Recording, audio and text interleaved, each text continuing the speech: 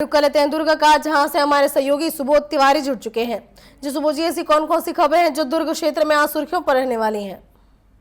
कमलेश्वर जी, बड़ी बात है। ऐसा लग रहा है कि नगर पालिका निगम प्रशासन, भिलाई और शहर सरकार के बीच बना गतिरोध विकास कार्यों और मरम्मत निर्माण कार्यों को लेकर बना गतिरोध थमने का नाम नहीं ले रहा है।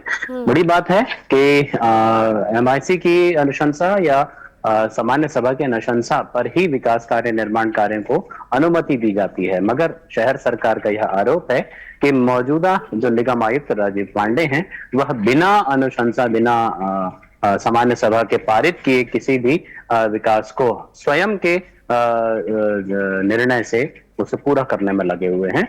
इसकी वजह से शहर सरकार को लेकर शहर सरकार में काफी नाराजगी है। बताया जा रहा है कि भिलाई विधायक देवेंद्र यादव और शहर सरकार जो कांग्रेस पार्टी की है, महापौर नीरज पाल, तमाम एमआईसी मेंबर और पदाधिकारियों के साथ कलेक्टर से मुलाकात की इन्होंने और साथ ही अपनी बातों को रखा। इनका कहना है कि जिस तरीके से आयुक्त के द्वारा मरम्मत और निर्माण कार्यों को अंजाम दिया जा रहा है, वह सरासर उनकी छवि को धूमिल करने वाला प्रतीत हो रहा है। कहीं ना कहीं विकास कार्यों में जो भेदभाव देखा जा रहा है, वह मौजूदा सरकार के उंगली के इशारे पर किए जाने की बात सामने आ रही है। ऐसा कांग्रेस पार्टी जो कि शहर सरकार है और भिलाई विधायक देवेंद्र यादव है, उनका कहना है कि वे अपने तुगलकी अंदाज से बाज आए, अन्यथा जनता कभी भी उनका विरोध करके उन्हें यहां से कहीं भी तबादला करा सकती है। दूसरी बड़ी बात है कमलेश्वरी जी, नए शिक्षा सत्र का जिले भर में शुभारंभ हो चुका है।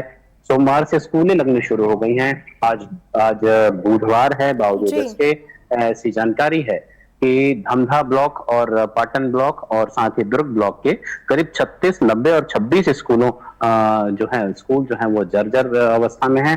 वहां के वॉशरूम के दरवाजे टूटे हुए हैं, प्लास्टर उखड़ रहे हैं और साथ ही छज्जा भी कहीं कहीं पर टूटकर गिर चुका है। मरम्मत के लिए हालांकि प्रधान पाठकों, प्रधान आचार्यों के द्वारा गई थी, बावजूद इसके ग्रीष्मकालीन छुट्टी में यह मरम्मत नहीं कराई गई और शिक्षक और बच्चे जान पर खेल कर ऐसे विद्यालय भवनों में बैठकर पढ़ने को और पढ़ाने को मजबूर हैं। तीसरी बात है, पर्यावरण संरक्षण को लेकर एक बहुत अच्छी बात सामने आ रही है। बताया जा रहा है कि ग्राम बेलौती में सरपंच और पंच लोगों ने मिलकर 60,000 खर्च करके 350 घरों में डस्टबिन बांटा है। वहां भी बताया जा रहा है कि जो सफाई का काम है वह पंचायत अपने स्तर पर देखेगी, ताकि पर्यावरण संतुलन को लेकर किसी भी तरह की कोई विपरीत स्थिति देखने को ना मिले। और साथ ही जो प्लास्टिक का कचरा है शादी ब्याह अवसरों में जिस तरीके से कागज और प्लास्टिक के बर्तनों का उपयोग किया जाता है, उसके लिए भी मनाही कर दी गई है और इस मनाही को लेकर मुनादी भी करा दी गई है कि कभी भी आने वाले समय में किसी भी समय किसी भी तरह के आयोजन में प्लास्टिक और कागज के दोनों पत्तल का उपयोग न किया जाए। उसके लिए जो गांव में बर्तन बैंक स्थापित किए गए हैं, संचालित किया जा रहे हैं, उस बर्तन बैंक से ही लेकर तमाम तरह के आयोजनों को पूरा किया जाए। जी कमलेश्वरी जी, निश्चित तौर पर इसे कहीं न कहीं पर्यावरण की सुरक्षा में एक सराहनीय पहल इसको माना जा सकता है। फिलहाल तमाम जानकारियों के लिए आपका धन्यवाद।